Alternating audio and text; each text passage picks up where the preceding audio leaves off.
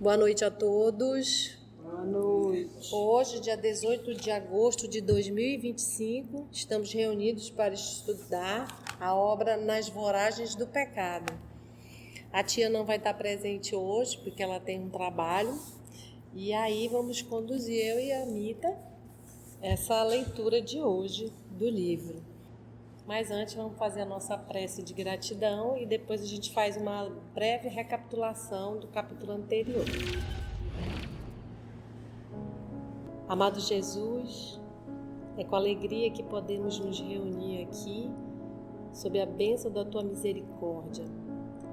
Ajuda-nos a perceber quão importante, quão grande é esse momento para nós, que há tanto tempo nos afastamos e agora tentamos trilhar esse caminho de volta, de luz e de esperança no bem.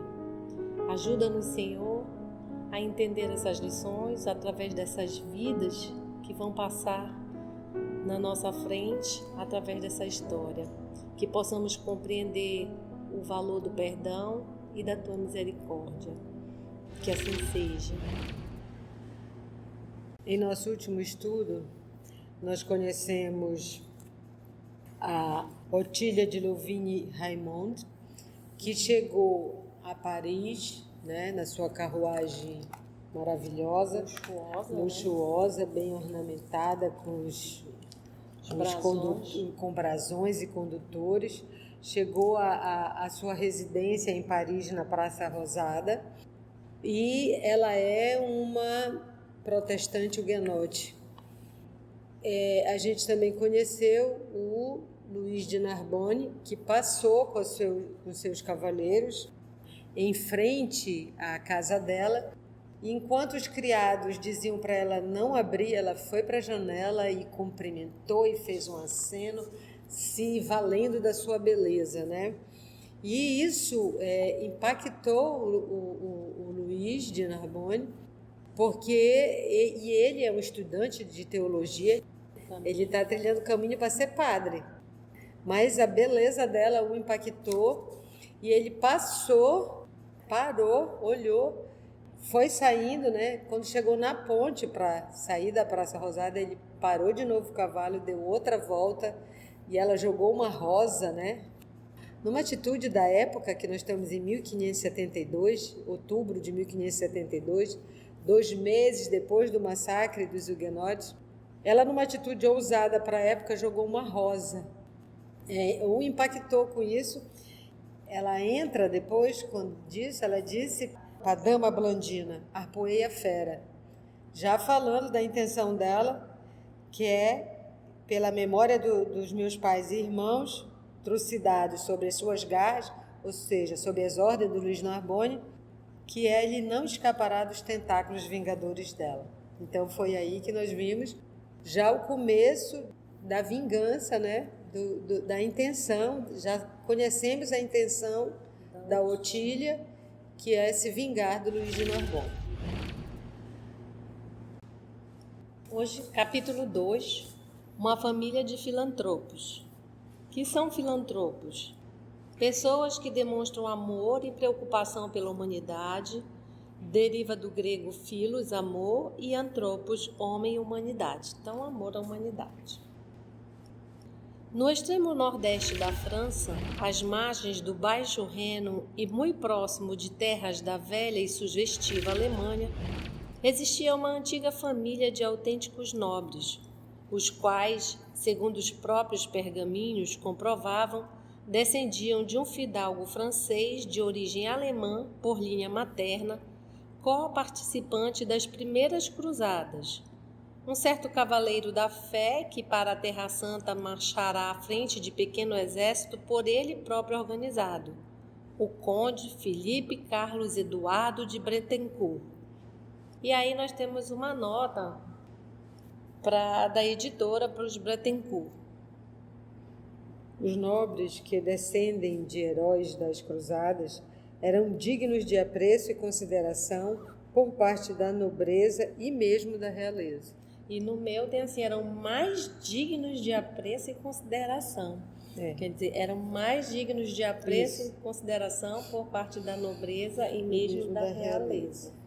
E as cruzadas, as primeiras cruzadas ocorreram em 1096 a 1099. E aqui é 1500, então já tem 500 anos de nobreza aí.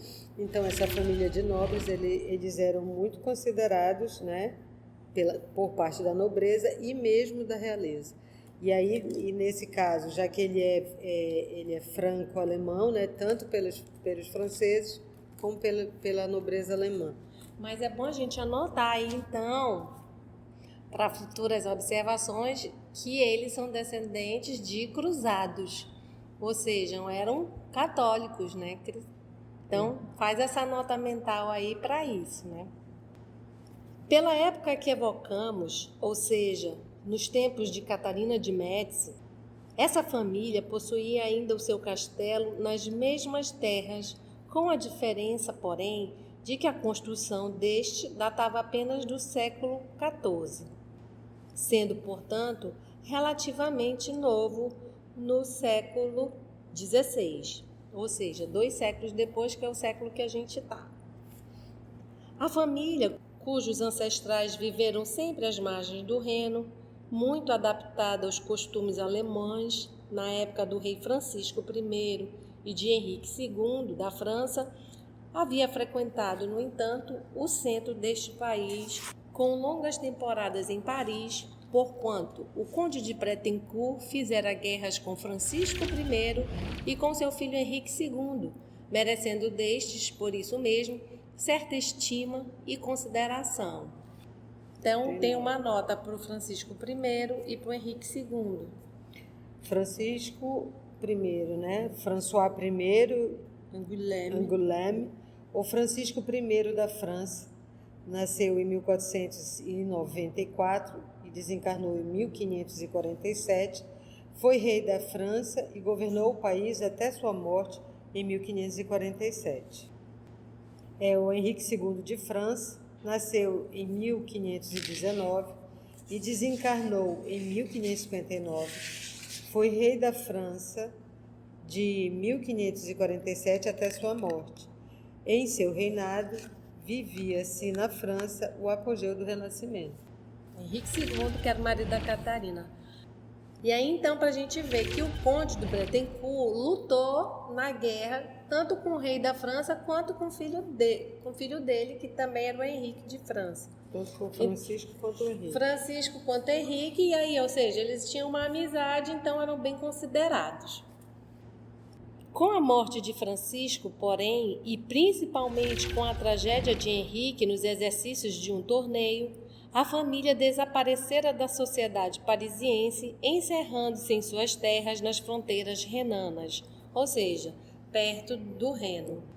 E aí, de acordo com a história, nós estamos em 1572, o rei morreu em 1559, o Henrique, então já tem 13 anos da morte do rei, que eles já estão lá para o Reno. Então, não frequentam mais muito a sociedade parisiense. E o Henrique, a tragédia, é porque ele morreu num exercício com uma lança no peito, e daí ele morre depois de uns dias convalescendo desse acidente. Já por esse tempo, os condes de Bretancourt haviam acrescentado ao próprio nome o apelido de La Chapelle, e no seu escudo outros símbolos se apuseram, resultado de alianças matrimoniais muito honrosas, desde 2 séculos antes. Na época, por assim dizer, áurea da rainha Catarina, isto é, depois da morte do seu esposo, Henrique II, a família de Bretancourt de La Chapelle encontrava-se praticamente arruinada economicamente, por isso que vivia apenas dos labores agrícolas, sem outros rendimentos. Diziam dela que desde o advento da Reforma, a Reforma Protestante, que aí na época foi há 55 anos, então já estavam reformados.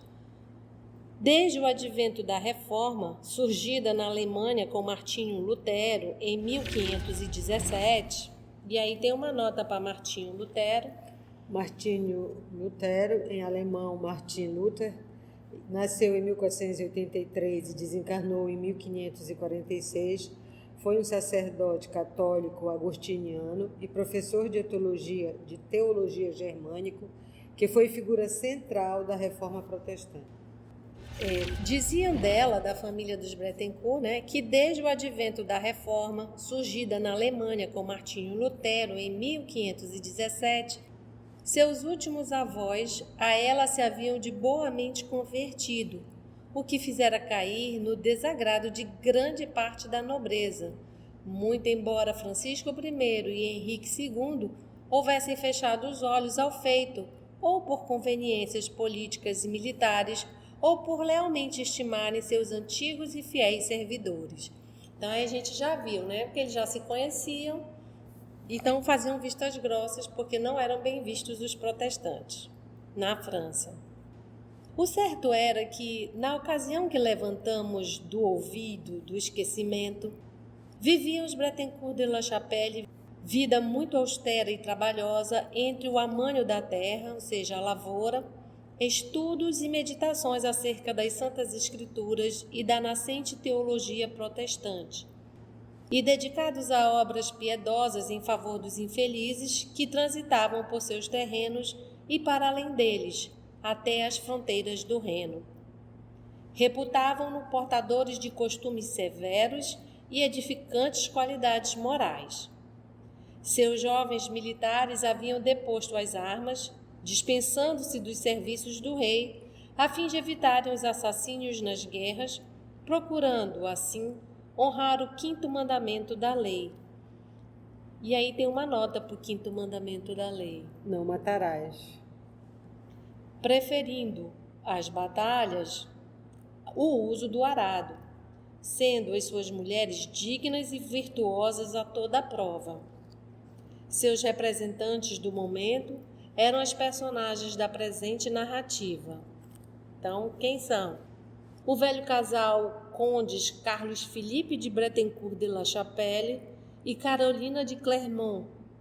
Seus filhos varões, Carlos Philippe II, o primogênito, médico e teólogo luterano, espécie de pastor moderno das igrejas protestantes, Clovis Philippe e Filipe Eduardo, oficiais militares que abandonaram a espada pelo amânio da terra.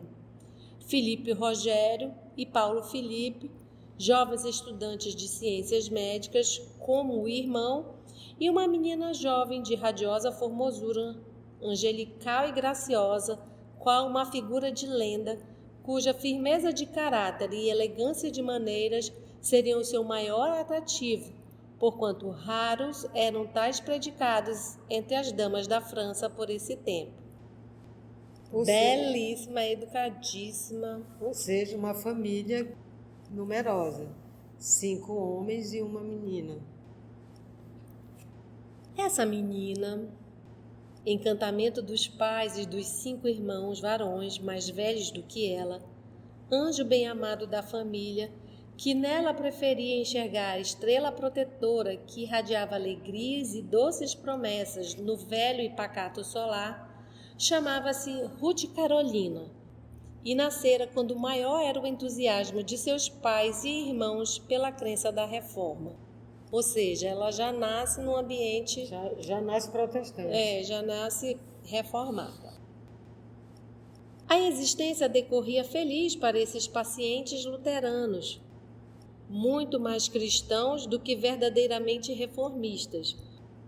Ou seja, isso aqui dá a dizer assim, eles não se ligavam a regras, né? Eles praticavam a caridade como Cristo pregava. Então, eram muito mais cristãos que reformistas, que bondosos e sinceros se rodeavam de suavidades e expressões fraternas ao enlevo dos ecos amorosos do Sermão da Montanha, o qual estudavam diariamente, sedentos de uma aprendizagem eficiente de assuntos celestes sobre a proteção do Mestre da Galileia, dedicando-se igualmente ao cultivo das artes e da música, tanto quanto a época poderia comportar, pois estava-se na Renascença, e a França, desde os dias de Francisco I, despertava para realizações brilhantes. Então a gente vê uma família bem, vamos dizer assim, que Bem intelectualizada, culta, motivada pelos elementos culturais, da música, da arte. Então, estudiosos, né? E extremamente cristãos. E extremamente cristãos, estudiosos da palavra, né? Que está dizendo aqui, estudiosos das lições. Eram, portanto, intelectuais de elevada formação, estudiosos, cultos, mental e moralmente avançados para a época em que viviam.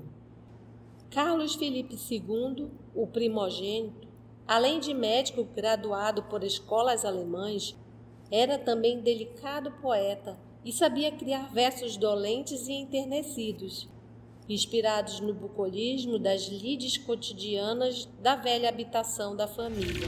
O bucolismo é aquele movimento que falava muito da natureza, né? Fazia os poemas, a poesia, a natureza, o sol, as plantas. Então, como eles eram da terra, nada mais certo do que ele ser inspirado no bucolismo das lides cotidianas da velha habitação da família, os quais sua mãe, coração e mente igualmente ilustres, adaptava às comovidas melodias do Reno, que em todos os tempos, até o presente, tão sugestivas se conservaram. Carlos, porém, que se graduara em medicina na Alemanha, retornando ao lar paterno, transformara sua vida em um inário de realizações benemerentes à luz do Evangelho do Senhor, pois estudando-o com amor e desprendimento, adquirira capacidades morais para atrair inspirações das forças protetoras do alto, as quais o tornaram pregador eficiente da boa nova do Cristo de Deus, doutrinador emérito e judicioso, propagandista intimorato e lúcido da reforma, à base do Evangelho, assim distribuindo consolo e esperança entre as almas entristecidas pelos sofrimentos e a opressão que descobria em cada dia ao redor dos próprios passos. Então aí tem uma pausa para a gente falar que não só ele era um espírito elevado, como a disciplina dele nos estudos, o amor pelos estudos, facultou a ele essa inspiração dos amigos espirituais, né? Aqui está dizendo aqui, atrair inspirações das forças protetoras do alto, os quais o tornaram pregador eficiente da boa nova de Cristo. Não só porque ele merecia, mas porque ele se esforçava, porque ele estudava. E isso é importante para a gente também, né? Fazer essa divagação. Às vezes a gente quer entender o texto e só lê uma vez e fica, não entendi. E aí a pessoa que vai a fundo acaba vê uma ideia de repente, né? Assim, meu Deus, então é isso. Então, assim, as forças protetoras também inspiram. E uma coisa e a gente verificando na trama, que é assim, eles se afastaram de Paris e o castelo deles é no Reno, que é mais próximo da Alemanha do que de Paris. E eles, a família deles, eles têm franco-alemã. E para ver, o filho já formou na Alemanha em medicina, então eles têm mais contato com a Alemanha, e a Alemanha, de uma maneira geral, a reforma se espalha na Alemanha. E como eles estão bem na fronteira, eles já pegaram essa leva. Só que a França é extremamente católica. Então isso já é parte do que vai acontecer com a trama. Tanto que a filha mais nova já nasce protestante. Ela não nasce católica. Os outros talvez tenham sido ainda católicos, mas ela não, a mais nova já nasce dentro, então ela não conheceu outra doutrina, vamos dizer assim, outra religião. E aí que vai se formando a trama do livro, né? Ela era muito amiga, tinha consideração do rei da França, que era o esposo da Catarina. Só que nessa época, o Henrique já morreu. Depois da morte dele, eles se afastaram, Então, para ver que eles vão perdendo consideração e, vamos dizer assim, influência com a Catarina. Que a Catarina, o objetivo dela, que é político, é eliminar os huguenotes. Mas esse não é o objetivo dela, né? Só para a gente deixar certo, ela usa isso, mas é para matar um líder político que era o Huguenote, né? Mas as forças tudo que a gente falou no começo, né? Se usa de manobras para validar as ações dela. Então, como ela era muito ardilosa, ninguém vai dizer assim, eu quero só eliminar aquele inimigo político. Não, o que ele tem que eu posso usar? E aí foi essa guerra com os huguenotes. Só lembrando esse detalhe sórdido da história. Movimenta-se as massas. Para poder ela ganhar o apoio das massas, da população, da igreja, que era importante, ela usa desse artifício. Mas a verdade era eliminar o que foi eliminado na noite de São Bartolomeu, que é o senhor de Colin, que a gente já leu, o almirante de Colin, que ele era muito influente. O ensino evangélico, tal como Jesus o concedeu ao povo humilde e de boa vontade, constituía suprema atração para a sua alma, para a alma do Carlos Felipe, o primogênito. Com que espiritual satisfação explicava aos grupos de ouvintes as leis judiciosas e encantadoras do Sermão da Montanha, desdobrando-as em análises e fecundas explicações para o bom entendimento daqueles corações ávidos de esclarecimentos e socorros celestes. Ou seja, ele fazia o ticadinho do evangelho para o pessoal lá, né? Como diria a tia. E com que paciência e ternura lhes falava das parábolas elucidativas, desenvolvendo-as, tornando-as, porventura, mais atraentes sob o impulso da palavra vigorosa e inspirada, e para todo o ensinamento, despertando as atenções e o raciocínio dos que, com ele, examinavam a chocante diferença existente entre as exposições confusas do ensino romano e as simples e doces leis do Evangelho e expostas pelo Messias de Deus. E aqui é interessante a gente notar, né, que é essa diferença do que a igreja foi colocando, né, que ele fala que as exposições do ensino romano, botando, segundo uma pesquisa, mais de 500 mil alterações nas traduções bíblicas, e aí vai para o que Jesus disse, que é muito mais simples do que dogmas e regras, né? E era tão novidade que, assim, depois da reforma, foi que as pessoas tiveram acesso à Bíblia, de um modo geral, e ao Evangelho. E, claro, a primeira Bíblia impressa foi em alemão, né? Para o povo saber, da linguagem mais corrente, foi o alemão. E aí ele disse que ele lia e passava para todo mundo os ensinamentos, sem tanto aquelas regras, sem tanto vai para o inferno, pagar indulgência e coisas assim. Não, o ensinamento é mais simples e é isso aqui. Por esse apostolado, renunciara o jovem pregador à sociedade e aos bens do mundo, pois que, podendo faustosamente viver no bulício de cortes como a da Alemanha e da Inglaterra, onde a reforma já assentara bases sólidas para os avanços do progresso, preferia a convivência dos humildes e sofredores das margens do Reno e o dulce do ambiente da família, ou seja, o doce ambiente da família, que para ele seria oásis celestes nas calcinadas paragens terrenas. Ou seja, ele era uma pessoa pacata do campo e estava bem satisfeito. Viam-no assim frequentemente acompanhado do pai, visitando as aldeias e lugarejos pobres do Reno, à procura de enfermos do corpo e de sofredores do espírito, a fim de lhes suavizar as amarguras com as atenções de médico e as solicitudes de evangelizador, como pastor e pregador que era do testamento do Divino Mestre. Rodeavam-no os pobres, os velhos, as crianças, humildes mulheres, a fim de ouvi-lo pelas ruas ou nos recintos domésticos, como outrora o faziam os primeiros discípulos do Evangelho.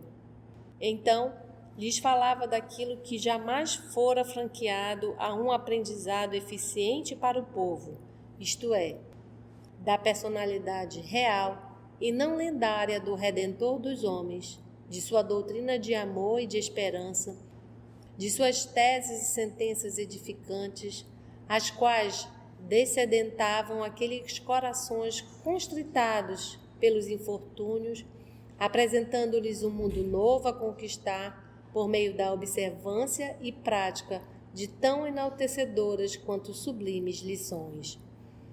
Então, uma pessoa inspirada, né, para uma pessoa boníssima, o Carlos Felipe II.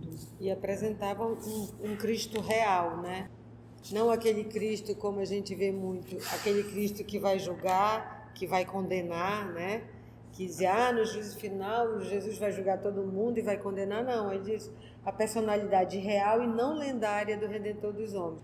Então ele apresentava, olha, ele veio aqui para ensinar uma doutrina de amor e esperança. Ele veio dizer qual é o caminho que a gente precisa fazer para conquistar o reino dos céus. E não precisa ter dinheiro, não precisa pagar indulgência, não precisa fazer nada disso. Fazer o melhor que puder onde se está, né? A par disso, eis a numerosa família dos Filipes, distribuindo entre os pequenos e pobres da região o que as suas searas produziam além do necessário para o equilíbrio da mansão, pois as colheitas dos campos agrícolas dos Bretencourt de La Chapelle eram famosas pela abundância dos seus produtos, colheitas que cresciam de ano para ano com as bênçãos dadivosas do céu, explodindo no seio da terra cultivada, como se o Criador desejasse premiá-los pela dedicação ao trabalho e ao bem para com os que nada tinham. Então ele já vê aí que eles plantavam e o excedente distribuía ali na comunidade.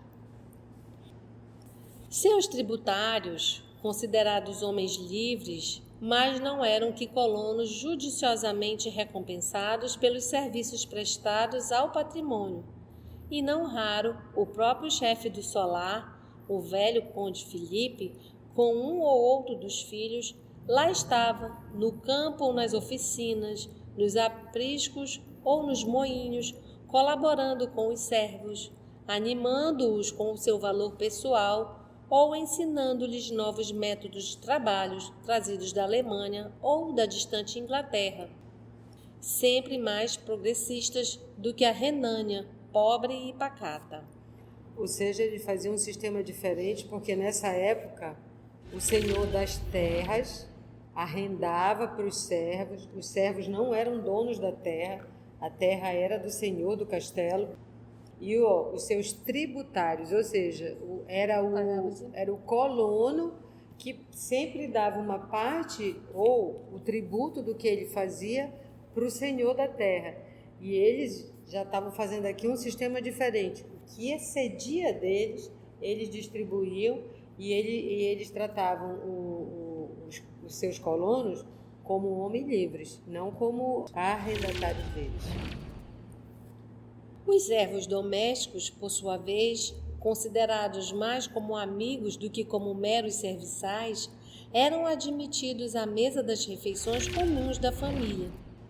E era belo e cristão, recordando os primeiros tempos da fraternidade apostólica, contemplar o conde Felipe à cabeceira da grande mesa, com a esposa, os filhos à direita e à esquerda, em escala decrescente, as noras e os netos, e depois os servos, todos irmanados na oração da mesa, quando se rendia graças ao Criador pela abundância que desfrutavam, sob a perfeita comunhão de sentimentos e ideais. E aí nós temos uma nota. Esse hábito, na ocasião já em franco declínio, datava da Idade Média, mas só se verificava pelas províncias e entre os nobres mais democratas. Ou seja, na Idade Média, quando tinha os grandes feudos, né, nos castelos, ficavam aquelas mesas enormes que ficavam os senhores, os servos, os vassalos, todos juntos. E ele está dizendo que nessa ocasião já estava em franco declínio isso, mas só entre os nobres mais democratas, e eles conservavam esse hábito de todo mundo fazer as refeições juntos. E aí já vem até hoje, né, que separa bem os servos e os donos da casa, né? Primeiro uns, depois os outros. A gente vê bem essa diferença até hoje, inclusive dentro das nossas casas, né? Primeiro os patrões, depois vai, né? Então, assim, um costume que realmente se perde. pelos casais, ou seja, pelas casas, herdades e castelos, até para além do Reno, era o jovem teólogo huguenote requisitado com instâncias para exercer seus mandatos de médico e missionário evangélico. E lá se ia, cavalgando a sós com o pajem fiel, Gregório, levando como única arma o livro precioso, a Bíblia, onde horizontes novos e prometedores se revelavam aos entendimentos humanos e, como defensores, os instrumentos da medicina de então. É interessante a gente ver isso, que assim, nessa época ninguém andava desarmado, né? E ele já seguindo os ensinamentos cristãos, né? Que, como disse bem Jesus a Pedro, embainha a tua espada, porque quem com ferro fere, com ferro será ferido. Ele não andava armado, né? Só com a Bíblia e os instrumentos dele, da medicina da época. Por isso mesmo, ao seu redor, cresciam os adeptos do Evangelho, decrescia o fanatismo romano, a luz das Escrituras se difundia pelos recantos mais distantes do Reno, pelas choupanas e pelos palácios. Os corações vencidos pela indiferença da fé, sem apoio sólido, eram revigorados pelos brados de uma nova esperança. As almas abatidas pelas misérias e injustiças humanas sentiam novos vigores, impelindo-as ao triunfo, porque a personalidade augusta do Nazareno melhor se apresentava aos seus raciocínios e à sua confiança. O analfabetismo desaparecia, arrastando o seu triste cortejo de ignorância para ceder lugar ao estudo e à meditação. Um ressurgimento impetuoso acendia coragem nova em cada personalidade. Impunha-se o trabalho como sacrossanto dever. Surgia a aurora do progresso. Porque uma das coisas que foram responsáveis pela alfabetização da Europa foi a reforma. Porque eles precisavam ler a Bíblia, né? E para ler a Bíblia precisava ser alfabetizado. Por isso que ele diz aqui que decrescia o analfabetismo pela essa vontade de ler a Bíblia. Isso foi uma das coisas que diminuiu o analfabetismo, porque a Igreja Católica não traduzia a Bíblia, né? Era em latim, então os fiéis não tinham acesso. E quando o acesso veio, eu disse, então a gente precisa aprender a ler para ler. E assim, cenas do próximo capítulo. A gente está vendo aqui, bem legal, como ela vai montando os personagens, né? Já deu todo um relato de como é lá no Reno, nessa família, como eles são bastante cristãos, no sentido bem do Cristo mesmo, e não de igreja, de religião. E aí a gente está conhecendo mais esse personagem que é o Carlos Felipe, como que ele é quase um pastor assim iluminado, né? Vamos dizer assim, diríamos um santo da igreja, mas usando o que nos cabe. Mas um espírito iluminado que prega o evangelho e pessoa de índole doce, e a gente está vendo aqui, né? Médico, pastor, difundindo o evangelho. E abdicado de toda a vaidade, né? Porque ele prefere essa vida. E assim nós vamos conhecendo devagar os personagens e a família. Se você chegou até aqui o final, deixa seu comentário. É muito importante a gente poder ler o teu comentário. Não esqueça de curtir para que possa divulgar a página. Dá o seu like, né? E, se possível, faça a sua inscrição no nosso canal e toca o sininho. Porque quando você toca o sininho, o YouTube avisa para você quando o EOS publicar um novo estudo. Então, receba um grande abraço da família EOS Manaus. E agradecemos ao nosso Senhor Jesus por mais essa oportunidade de estudo, de trabalho, de aprendizado. Que a gente possa se encontrar no próximo estudo, se Deus quiser. Que assim seja.